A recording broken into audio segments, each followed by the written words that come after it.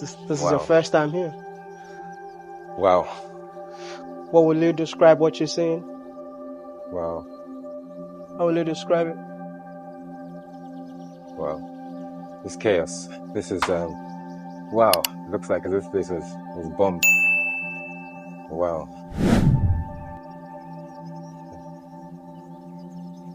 The debris.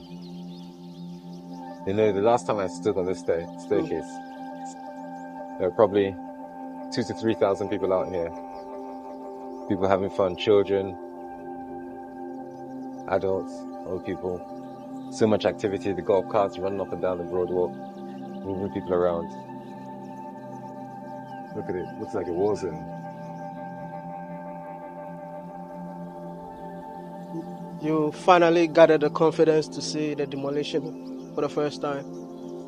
Yeah, I don't know whether I really wanted to do this.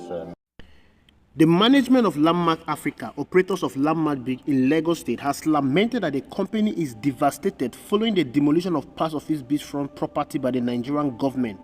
The company, in its official statement, stated that the demolition of the property has thrown the company into an imminent loss of nearly half of its company revenue. The company described the period as the most difficult and painful 8 weeks of its 27 years of existence as an international organization. LandMark has stated that they are currently picking up its pieces left after the wanton destruction from the federal government. Part of the company's statement read, in quotes, "We are devastated by the horrific demolition of our much cherished LandMark Beach. It has indeed been the most difficult 8 weeks of our 27-year existence as an international organization. While we accept the concept of the government eminent domain rights for the greater public good and understand the immense value of a coastal road, as the first major development and pioneer business operating on the Water Corporation Road for almost 18 years, it is heart-wrenching to see the destruction of our world-class tourism platform that represented the hopes, dreams and aspirations of thousands of families and over 50 micro and small beach businesses. Over the last few weeks, we had hoped that our sizable and growing tourism and socio-economic impact would cause a change of heart, but this was unfortunately not so. Despite the pain and disappointment, we have resolved to take it on the chin and are now picking up the pieces to recreate a new, bigger and even better entertainment, leisure and tourism ecosystem. The company explained that they identified the beachfront property in 2005, made payment of $17 million for it in 2006, and have had unhindered access to the shoreline ever since then. They said that their property title is registered, secure formal right for lessors to develop the beachfront. The company stated that between 2012 and 2016, they spent millions of dollars shoring up the shoreline against ocean surge that were progressively eroding, threatening infrastructure further inland. With this, the company has stated that they will be demanding full compensation from the federal government. We are currently picking up the pieces following the demolition of almost 42 billion naira worth of supporting infrastructure and buildings and the loss of nearly half our company revenue. We are focused on working with the government to receive adequate compensation required to jumpstart the rest of the once thriving landslide part of the LandMark ecosystem and a new family-centric beach in a different waterfront location. Now, I think this is the right thing to do. This is the right way to go. You know, the federal government has unhindered access to all lands in the country, but that does not give them the unhindered right to take up people's property with that compensation. LandMark should ensure that every available penny they lost be recovered from the federal government. Executive rascality of any kind should not be tolerated. The federal government was in a haste to build a coastal highway, and a lot of persons question that hastiness. What is the need to build up the coastal highway in such a haste? No due process, no vetting from the National Assembly, no competitive bidding. Boom, they just went ahead to build such monstrous projects. The whole process was shredded in desperation, and it's obvious they've landed themselves into a very big trouble. big one for that matter. First, the project was to be a public-private project, a PPP project, which the federal government said would be purely funded by the high-tech group, which was one of the reasons why the contract was handed to them without any competitive bidding. Now, sensible Nigerians have questioned the priority of the project, but the main issue of concern was the deviation from the original alignment of the project. The alignment was changed, which resulted to the destruction of the LandMark bill. Now, many people argue that the LandMark bill was not destroyed, but they forgot that the federal government destroyed the beachfront, and the beachfront is the main ecosystem of the LandMark beach. The Minister of Work, Dave Umahi, said no property of LandMark will be touched, and that only the shanties along the right of ways will be destroyed. No claim for LandMark. He has no claim. We spared all his infrastructure. We don't pay for shanties. And even those shanties are on our right of ways, 250 meters from the shoreline. So he has no claim. We made all the efforts to spare all his infrastructure. And that's why I say he's a politician. Me, I'm an engineer. And so while he plays the politics, I do the engineering work. You know, I don't know the attention he's seeking. As far as I'm concerned, there is no problem along the LandMark issue. All the properties of LandMark, they are saved. I visited him last night, and I looked at the infrastructure, and the people were banding figures. He said that 12,000 jobs will be lost.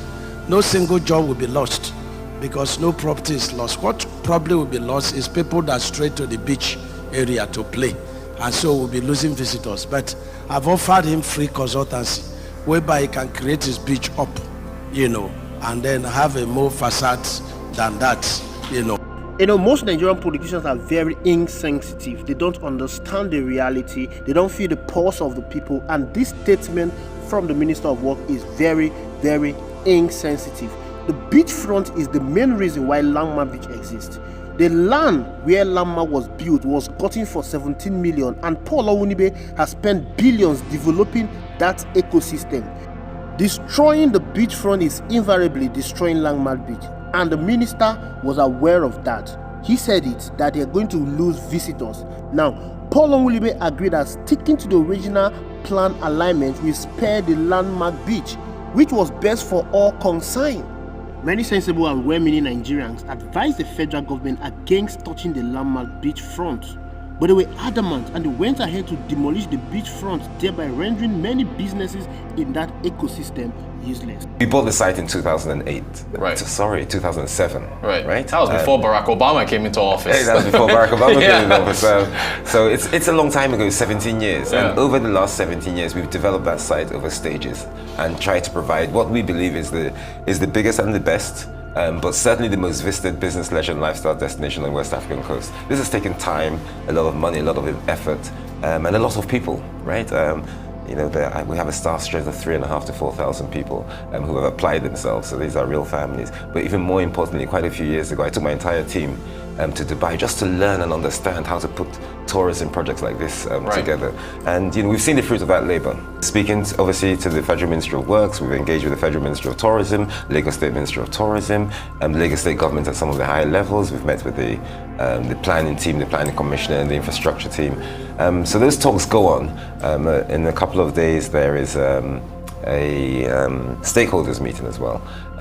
So we like to believe, and I say it again, we want the wisdom of Solomon in this thing. We want a win-win. We want the road to go ahead, but we do want the consultation and to ensure, and this is not just about us, this is about several of the businesses that I'm sure 700 kilometers down the road, things will have to be sensitively, there has to be some sensitization, and people have to be sensitive towards socioeconomic activity along that route.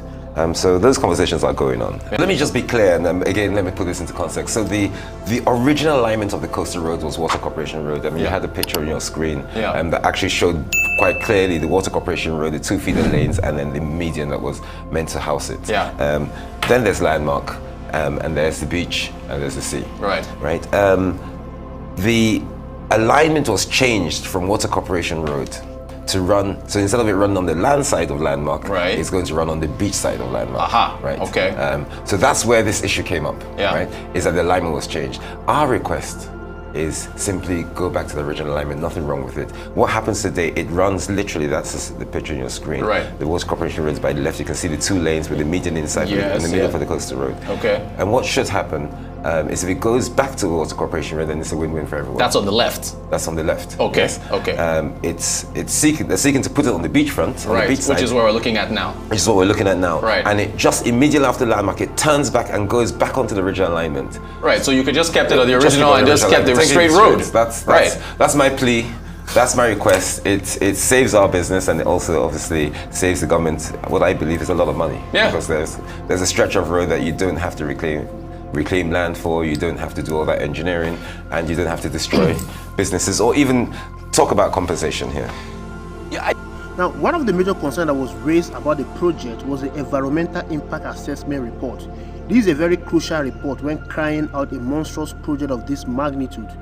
Arise journalist Lala Johnson asked the Minister of Works, Dave Umahi, about the report, but he dismissed it. Yes, you mentioned the ESIA is currently being carried out by... Sister, I was raised in the village. Me, I'm not here for me.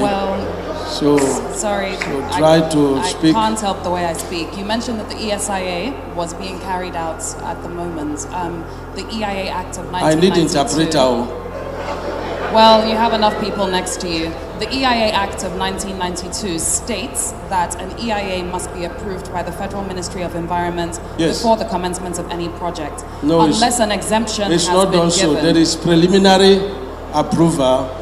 There is final approval. Has an exemption been given? And if so, if you have the preliminary approval... Exemption of what? For the project to start without the final approval. If you have the preliminary approval, can this be shared? We are following due process. So can we have a copy of the preliminary approval? It is federal government that gives the approval. It's not you. So can we have a copy of the preliminary approval? We have the approval. And you can make that public to the media? Everything in order. Okay, thank you. Now, on Thursday, the 23rd May 2024, the Minister of Work, Dave Umahi, announced that they will be sticking to the original plan of the project, which would have saved LandMark Beach. They said they discovered submarine cables buried in the sea. Now, sticking to the realignment plan and continuing on that road means it will destroy the cable, which will affect billions of people connected to network, and is a national security risk.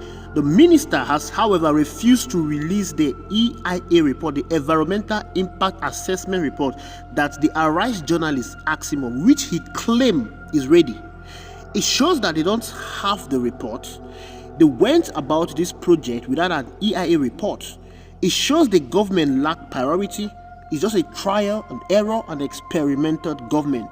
To even think that many people advise the government against building this project because it is not what Nigeria needs right now. There are bad roads scattered all over the country that need urgent attention. That should be the urgent need of the government, not a coastal road. Nobody is dismissing the importance and significance of this coastal road project. Absolutely nobody. But even if they wanted to build that road, they would have carried out the Environmental Impact Assessment report first. Doing that, they would have discovered that there is submarine cable that is buried in the sea. This would have prevented them from destroying the LandMark. Remember, for what Paul Owunibe said, this project would have gone through the Water Corporation, which would have saved LandMark and other businesses along that ecosystem. But the federal government decided to realign it, destroying the LandMark and other businesses that they've destroyed. And going further, they've now discovered that there is a submarine cable. This is carelessness at its peak. This is carelessness, and nobody should support this because it shows the federal government lacks priority. They don't have a roadmap. They just wake up one day and decide to do what they didn't feel. There is no vision. How do you now explain that they want to go back to the original plan after destroying businesses worth millions of dollars? How do you explain this?